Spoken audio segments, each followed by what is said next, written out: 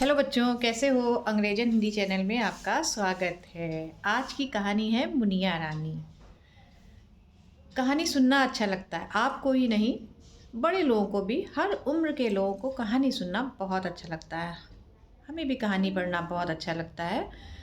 तो एक थी बूढ़ी माँ। एक दिन उनके घर में एक गिलहरी आ गई। गिलहरी देख के वो बहुत खुश हुई। उन्होंने आंगन के बीचों बीच में झूला बना दिया और उसमें गिलहरी को लिटाल दिया।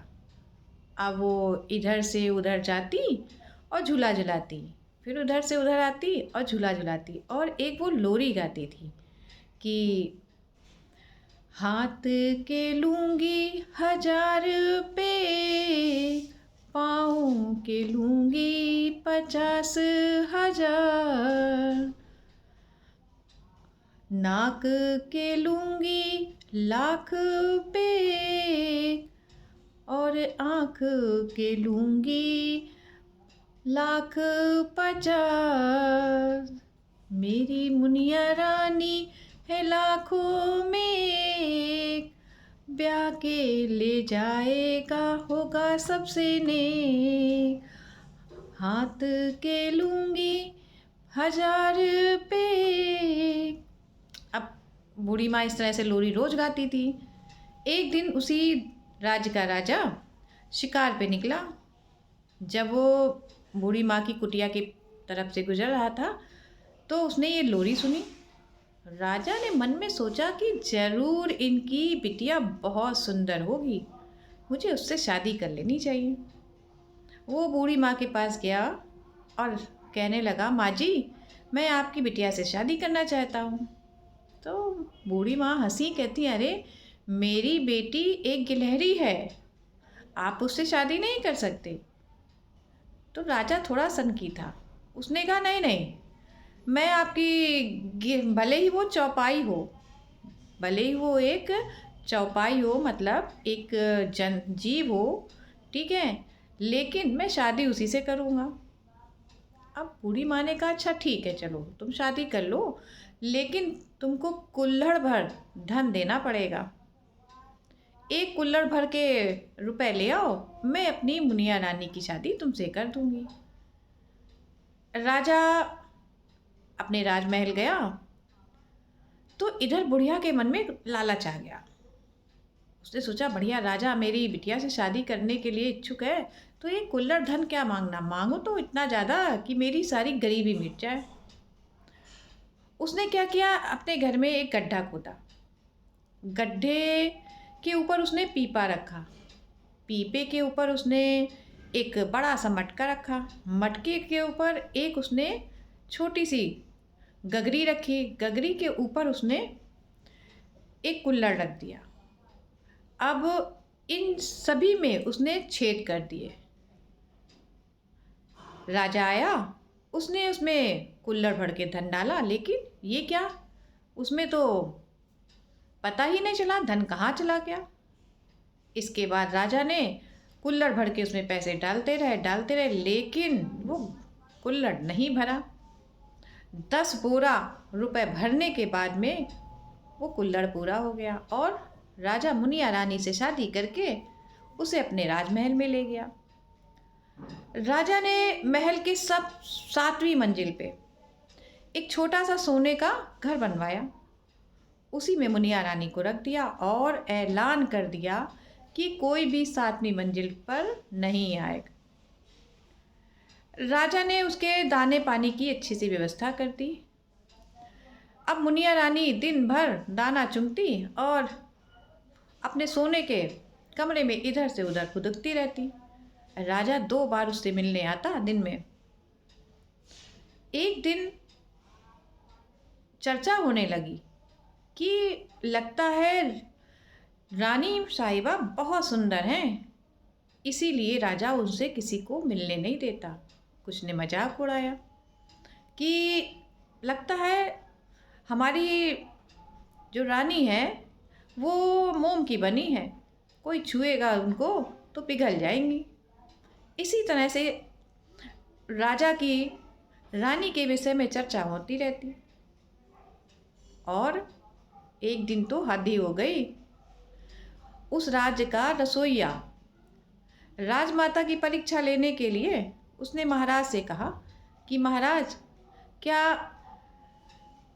रानी माता मेरी मदद करेंगी रसोई में? तो राजा ने कहा, हाँ बताओ क्या काम है। उन्होंने कहा, महाराज ये लीजिए, ये एक टोकरी भर के धान है। अगर रानी माता इसको साफ कर देती, इसका चावल निकाल देती, तो बड़ी कृपा होती।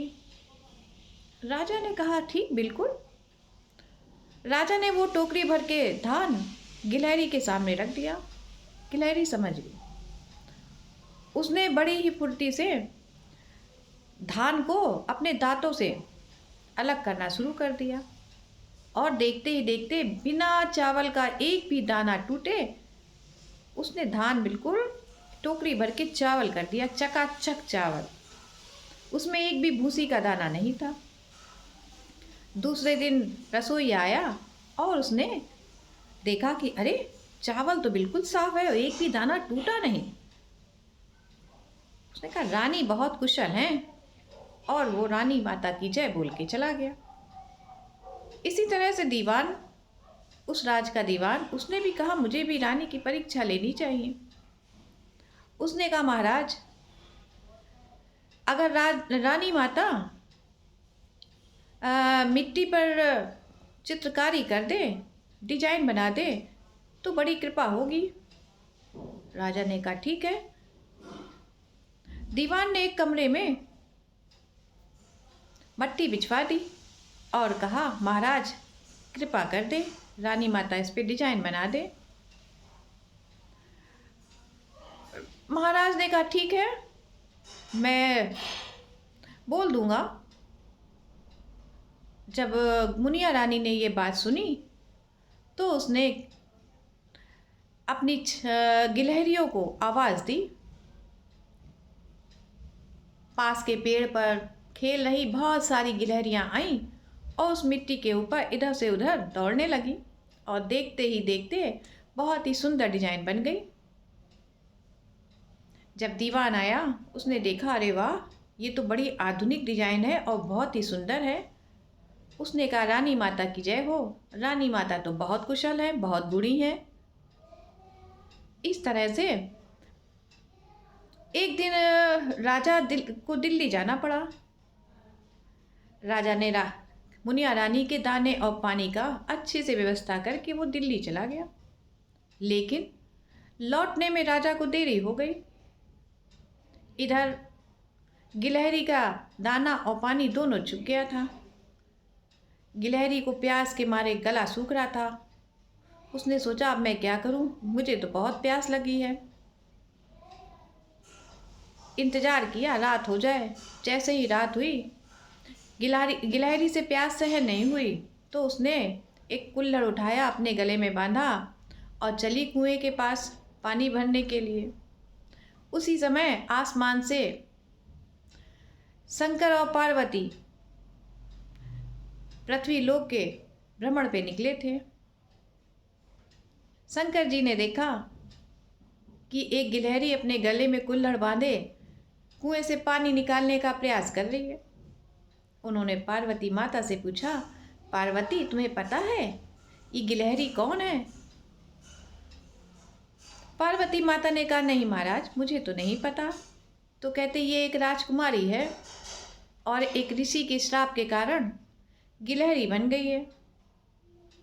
तो पार्वती माता ने कहा, तो भोले बाबा दया करे, इसको फिर से राजकुमारी बना दे। शंकर बाबा, भोले बाबा ने अपने जादुई जल से गिलहरी के ऊपर कुछ छींटे मारी और ये लो, देखते ही देखते गिलहरी एक खूबसूरत युवती बन गई। जब राजा दिल्ली से लौट के आए तो अपने उस कमरे में देखा कि अरे, गिलहरी के स्थान पे एक खूबसूरत युवती बैठी हुई है। मुनिया रानी ने अपनी पूरी कथा सुनाई। राजा बहुत खुश हुए और उन्होंने पूरे राज्य में हलवा पूरी बंटवाया और भोले बाबा की आरती कराई। तो इस तरह से मुनिया रानी एक सुंदर युवती के रूप में राजा के साथ खुशहाल जीवन बिताने लगी। तो बच्चों, कहानी कैसी लगी? आई होप अच्छी लगी होगी। तो लाइक करें, शेयर करें और सब्सक्राइब करें। तब तक के लिए आपको ढेर सारी शुभकामनाएं।